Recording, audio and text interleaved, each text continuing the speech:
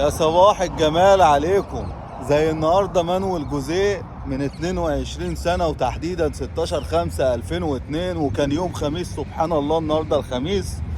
كان مانويل جوزيه ماسك الزمالك وتوفيستر وحاططهم في مصيدة، وهتك يدعك هتك يدعك، لدرجة ان في لاعب وهو حازم امام، وكان ايامها اسطورة من اساطير نادي الزمالك بالنسبة للزملكاوية، راح قال له وليد صلاح الدين: كفايه بقى يا وليد، كفايه يا وليد.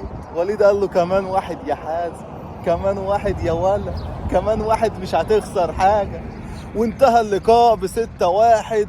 وكان بيبو وبشير، بيبو والجون، وعبد المنصف كان بيتقصف في الملعب لدرجه اللي هو كان بيعيط. وبشير التبعي حياته انتهت من بعديها، وما نعرفلوش هو فين دلوقتي. بيطلع في التلفزيون طلع عياله اهلاويه وربنا كرمه، يعني اتعلم من الدرس والحمد لله.